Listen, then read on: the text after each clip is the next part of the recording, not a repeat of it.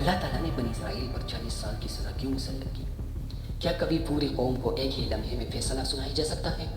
اور کیا کبھی صرف ڈر اور نافرمانی انسان کو 40 سال کی بھٹکنے والی زندگی میں دھکیل سکتے ہیں؟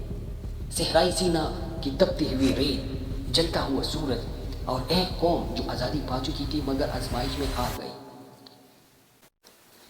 یہ کہانی ہے بنی اسرائیل کی، وہ قوم جسے اللہ نے فرعون کے ظلم سے نجات دی، لیکن پھر اسی قوم پر 40 سال کی سرگردانی مسلط ہو گئی۔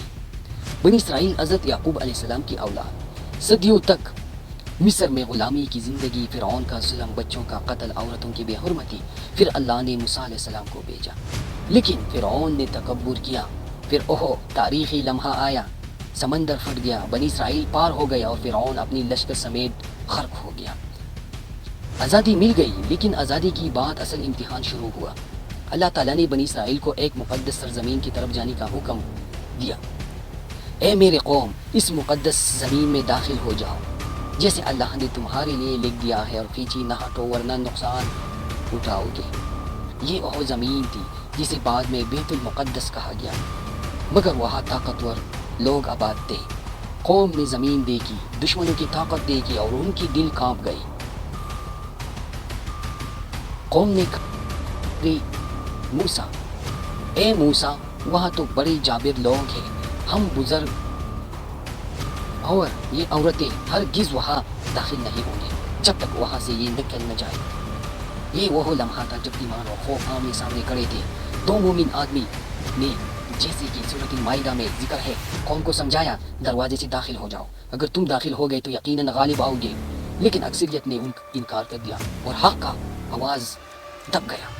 پھر وہ جملہ بولا گیا جو تاریخ میں ہمیشہ کے لیے ثبوت ہو گیا، اے موسیٰ، تم اور تمہارا رب جا کر لڑو، ہم تو یہی بیٹے ہیں۔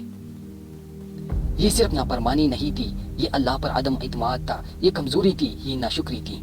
حضرت موسیٰ علیہ السلام نے درد سے دعا کی، اے میرے رب، مجھے اپنے اور اپنے بھائی کے سوا کی کسی پر اختیار نہیں، بس ہماری اور نافرمانی قوم کے درمیان فیصلہ فرما دے۔ پھر فیصلہ آیا، اللہ تعالیٰ نے فرمایا، یہ زمین ان پر 40 سال تک حرام کر دی گئی۔ بس فیصلہ ہو گیا، وعدہ کی زمین ان سے چھین لی گئی اور پھر ان پر 40 سال کی سرگردانی مسلط ہو گئی۔ یہ علاقے صحرائی تحت کہلایا اور ایک محدود علاقہ، وہ چلتے گھومتے لیکن پھر واپس وہی آ جاتے۔ 40 سال تک یہ سزا صرف جسمانی نہیں تھی، یہ روحانی تربیت تھی۔ اللہ نے ان پر من و سلوہ نازل کیا، بادلوں کا سایہ دیا، پانی کے لیے پتھر سے 12 چشمے جاری کی۔ نعمتیں موجود تھی مگر مقصد محروم تھا۔ یہ نسل جو ڈر گئی تھی وہ ختم ہو گئی اور ایک نسل تیار ہوئی، صبر والی، جنگ کے لیے تیار، ایمان میں مضبوط۔ یہ سزا کیوں آئی؟ نافرمانی، بزدلی، اللہ پر مکمل اعتماد کا فقدان، اجتماعی کمزوری۔ آزادی کی بعد قومی اکثر آزمائش میں پڑتی ہے۔ جتنا جنگ جیتنا آسان ہوتا ہے لیکن ایمان پر قائم رہنا مشکل۔ بنی اسرائیل نے سمندر کا معجزہ دیکھا تھا، فرعون کی ہلاکت دیکھی تھی، پھر بھی خوف غالب آ گیا۔ یہی انسان کی فطرت ہے، معجزات دیکھنے کے بعد بھی دل کمزور ہو سکتا ہے۔ 40 سال بعد حضرت موسیٰ علیہ السلام کا انتقال ہو گیا، جیسا کہ صحیح بخاری کی روایت میں ان کی وفات کا ذکر آتا ہے۔ پھر حضرت یعیش بن نون علیہ السلام کی قیادت میں نئی نسل نے اس مقصد سرزمین میں داخل ہو کر فتح کی۔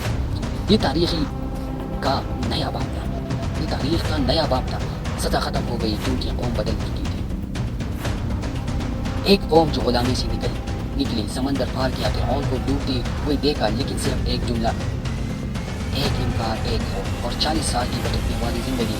یہ سزا صرف سرزمین سے محروم نہیں تھی، یہ موقع کھو دینے کی سزا تھی۔ یہ واقعہ صرف بنی اسرائیل کی تاریخ ہی نہیں، یہ ہر دور کے مسلمانوں کے لیے آئینہ ہے۔ جب اللہ حکم دے تو ڈر غالب نہ آئے، جب سچ سامنے ہو تو پیچھے نہ ہٹو۔ قرآن ہمیں یاد دلاتا ہے کہ نافرمانی قوم کو پیچھے دھکیل دیتے ہیں اور صبر اطاعت نہیں عزت دیتے ہیں۔ آج بھی سوال وہی ہے، کیا ہم خوف کے قیدی بن گئے ہیں یا ایمان کے ساتھ ہی آگے بڑھیں گے؟ اللہ نے بنی اسرائیل کو 40 سال بھٹکایا تاکہ دنیا جان لے کہ اللہ کے وعدے سے سچے ہیں، لیکن اطاعت شرط ہے، اور جو قوم اطاعت چھوڑ دیتے ہیں وہی منزل کے قریب ہو کر بھی راستہ کھو دیتے ہیں۔ یہ تھی بنی اسرائیل پر مسلط کی گئی 40 سالہ سزا کی سچی قرآنی داستان، ایک عبرتناک داستان۔ Subscribe for more Islamic documentary.